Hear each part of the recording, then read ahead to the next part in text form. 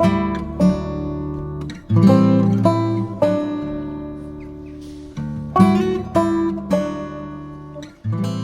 welcome back to a new YouTube video. It's been a while since I posted, and we're going to get into that right now. So as you can see, there has been a major update since our last video that we posted, and we're going to get into that right now. So you can see the Mini is currently up on a spit that my brother built. This is the original spit bit here that he used. It's actually scaffolding from his Mini project, and he fabricated it up when he was off work for a little bit. And the reason that I didn't post it is because I wasn't here. So I do have some terrible phone footage, so let's slot that in.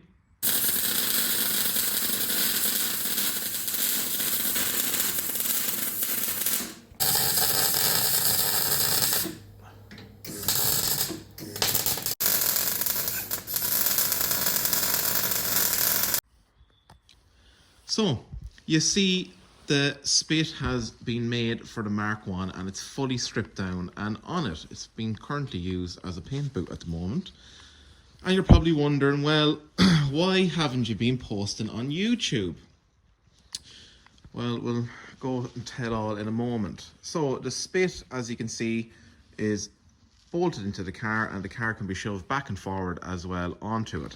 So over the last few months since I haven't posted, we've been talking to companies about buying panels. Now, I'm not going to name any companies that we dealt with. Some of them have been absolutely terrible, and kind of shocked, to be honest. I rang up one of the biggest panel suppliers in the UK, which is not M-Machine. I've been told that I still have to call them. But they literally did not care one bit that I was calling them and wanting to spend about £4,000 or £5,000 sterling. So I just won't deal with them. They couldn't have been any more unhelpful. So where do we stand? Well, I did contact a couple of companies about here in Ireland that are locally and around the country about paneling the Mini, simply because we kind of will need a jig to do the floor sections inside. And I got some crazy prices, including panels. One of the prices I got was €20,000 without paint, just to do the paneling without doors and boot. And the doors and boot are actually pretty good, so we might get away with those. So I priced up the panels myself to come up with an idea, and also tried to price up or try to find sizes for a jig. So we could maybe get a jig that we could put a full floor assembly in from M-Machine, and to do the back panel. As you can see, the back panel needs to be changed, as you know from the previous episodes. So I put a post on the Mk1 Owners Club, and to be fair, I put it up on purpose to create some conversation, which I think is healthy. And a lot of it was quite positive, a lot of it was quite negative. But I suppose what a lot of those people didn't understand, that I tried to explain, is that spending 20 grand on a shell when you could buy a brand new one is obviously not financially reasonable, but more so for me because I do stuff like this, drifting. And I need to run this sort of race program or fun program throughout the year. Obviously, like, it's about €1,000 minimum per day to run this car for just a fun practice day. So I don't really want to spend €20,000 on a mini shell, because obviously engine and suspension is probably going to be about 10 to 15,000, and roll cage and all of the rest of the stuff, wiring loom. And also I own stuff like this. This is my JDM EP3, which is put away in the shed. It used to be my daily, but I haven't been driving it because I have a normal daily. So we are speaking to someone in the UK about creating something unbelievable. I think it'd be the first to be done panel wise, but they are super busy, and I'm just waiting for them to get back to me. and probably one of my idols when it comes to mini racing. Don't want to give it away too much, but he's super busy at the minute, and he is trying to get some price on panels for me and a certain way to do this shell, which we won't give away in this video just yet. So that is the update on the Mark 1. So we're still doing it, we're still excited about it, but we're just on a bit of a wait time at the moment. So hopefully things will speed up within the next month or so, because I really need to get moving at this shell and get going at it, because it's sort of taking too long, and I really want to have the bare shell complete. Like, I would have liked to have it done by summer, but at the moment that doesn't look like it's going to happen, sadly. So yeah, on a spit, it was a major job to actually lift it up onto the spit because I wasn't here. So my brother did this during the weeks, and also what's not in the shed at the moment is in our new workshop. Is his RAM Pretzel, which nearly has the restoration finish on that, except for paint. So that's where we leave off with the Mini project. But there's another car that you've never seen before on the channel that's back. And this is my brother's 1971 or 72 sort of mongrel Mini. This featured in Mini magazine, I think it was December 2023 or 22. Alongside, it actually shared a little snippet with the famous Swift tune Appendix K car, but it's had a full write-up and feature in Mini magazine before it went bust. I miss Mini magazine. And a quick spec over this. My brother was building this for 7 years, and it took a pandemic to finish it. So it basically has a 1380 MED engine built by Stevie Griffin, our great friend Stevie Griffin.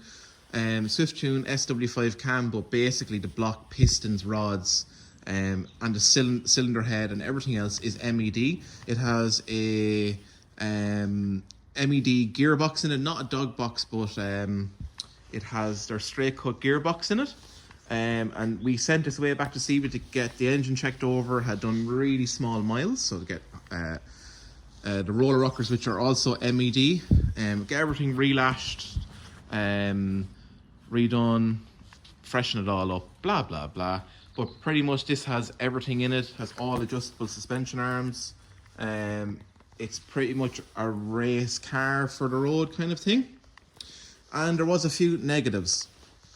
When my brother built this, it was pretty much done and on the road for summer, and obviously of the big C that closed down everything. So he went through everything. We got all the wiring redone on it. We changed it to a Mark 1 rear end, so forth and so on.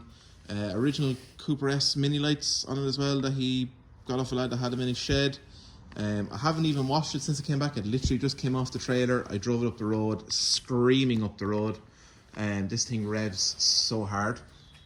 So we got it back, and it's been sitting here now waiting to kind of go back on the road. We did have one problem though. During the summer of last year, this is normally like a B-road blaster car. It's for back roads. We live near the mountains, so you're never in traffic. And tried to take it to a city nearby just for to turn some heads, make a few TikToks and stuff like that. And it started to overheat, and I was actually super lucky to actually get out of town. It didn't have the heater in because it was supposed to be like full race car. So we got Stevie to put back in the heater. It also has an electric fan on it now as well, and oil cooler just has been fitted to it down here. So there's some finishing stuff. You have to get some buttons for the grills. Heaters are back in it. It does have this limited edition, I think it's Wimbledon interior. Now this car normally has a bride seat in it. We just took it out while it was going away for maintenance. But the speedo didn't work either. That has been changed to a new one. Fuel gauge has been also changed. Heater is currently back in it. It's kind of supposed to be raw. There's very limited. There's only like barely no sound deadening in it. And one of the downsides which happened, and you guys know this one, the headliner, literally the morning of, the the Mini Mag chute, we had put in the headliner. Just finished it off. And we sort of rushed it.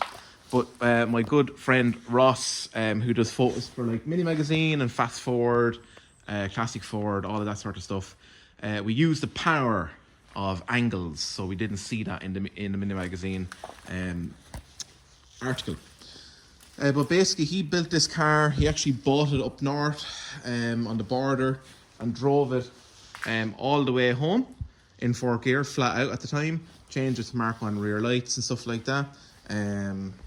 Center exhaust, like everything to do with this is supposed to be a race car, but it's literally just come back and has been finished. But he did all the panels. Him and my cousin Jay painted that, and this very shed, they built a spray boot over here. You can kind of just see the remnants of it, and I went down, did everything here as a bit of fun. But suspension, everything's adjustable to keep into it. So we're hoping to get this back on the road in the next week or two. And I can't close the boot, being a bit silly. There we go. So we had a suspension dialed back as well. There was a lot of caster on it. It was handling like a pig. It has a quick rack in it from Mini Spares in it. I'm pretty sure every single component in this suspension, everything is brand spanking new, either from Mini Spares or reconditioned. But there's small stuff that needs to be tidied up. Actually, I shouldn't have closed the door there, just to show you. The mirror fell out. That's in the Jeep somewhere broken. But yeah, we need to put back into bright seat because this seat sits way too high. As you can see, it sits way too high up, and your knees are like stuck. Normally, because our brother's so tall, we have the bright seat that basically goes all the way back. But the headliner has been a disaster. So if anybody has any tips for this, we're just thinking of getting rid of the bars that are up here and just gluing it back up, because we've given up now. I said to him we should put back in a roll cage into it and just strip it out. But yeah, super fun car to drive, super fast. Timing has all been changed on it as well. I drove it for the first day. It's running way better now, so really happy with that. So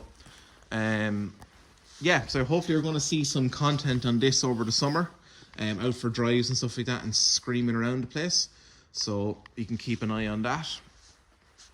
But I just wanted to kind of go through and give updates. And something that's really interesting is that I possibly just bought another Mini. And the reason I'm making this video is because we're coming up to Patrick's weekend. I'm going to post this today on Saturday or Sunday, and I think I'm going to make a separate video if I did buy another Mini, but you'll find out maybe on Monday or Tuesday when I film that. So you just need to hang on for that if you're excited for another Mini misery. Maybe a Mini with a lot of heritage. So if you're excited for that, let me know in the comments below, and make sure to hit that thumbs up button and subscribe if you've come past this YouTube channel on your own. So yeah, excited to have this car back. Some stuff to fix. It's also, I need to put back in some of the heater stuff inside. Can't see. So the vents for the heater, it's the original heater that I actually put a new radiator thing into, and then the lads fitted it for us. Simply just don't have the time, just too busy at the minute. So we need to put the piping up to the windscreen. I have to do that as well. So yeah, so that's one Mini back. So at least we can have some fun. Maybe the plan is, because my brother kind of has fun building them, and not so much because he is so tall, not as much driving them as I get as much fun out of. So this pretty much has everything to go on the track. So we might do some track days so I can get the feel of going very fast in the Mini on a track by the time we get to this car as well. So that's it. Thanks very much for watching, I suppose. Hopefully I'll come back, possibly Patrick's Day, with another Mini video. You can never have too many Minis, can you? So yeah, for sure. Check back in, keep an eye on the socials. We shall be hopefully posting another video only in a day or two. And if you can help us fit a floor into this, you are a fabricator, if you're in Ireland, or if you have a jig, our idea is that we want to minimize. I don't want it to be 7 years to do the shell. I think if we get someone to put a full floor assembly all the way to the toe board, all the way to the boot floor, that would, and make sure the car is square. The rest of it, I think we could probably do ourselves. That's the only thing we're nervous of. If you've experience or have the blueprints to a jig, that we could make a jig that this car could bolt to. And the challenge is there's nothing left in the boot to bolt anything to. That's our actual problem. So yeah, once we get a full floor assembly into it, I think we'll fly at this project and we'll get rocking. And if you are following me for any other things like drift cars, nothing too crazy happened with this. I'm getting this is a spare bumper that's on it right now. The other bumper is away getting molded, so I can have spares, and we'll do 1 or 2 events or 3 events in this year. At the moment, until I get some work done on this, I'm not going to go back and do competitions, simply because when I did competitions, banging up this car every weekend and then sending it to a body shop in between rounds is not fun. So yeah, maybe some Civic content coming soon. If you are just into minis and you don't know, this is a JDM EP3 K20A engine in it from factory. They're pretty limited. Ideally, this car has all Area Motorsport Civic Cup suspension in it, and alignment on it, so it's an absolute animal on the back roads. And ideally, this car for 10 years. And insurance here in Ireland, when cars start to get older, they don't want to insure them, so they're pressuring me to put this on classic insurance, which it is, and I'm not really using it now as much because the weather has been so bad here that roads are being washed away. So yeah, if you'd like to see some Honda action, let me know, and that might explain while we are waiting for an update. So for sure, we will catch you in the next video. Thanks for watching. Goodbye.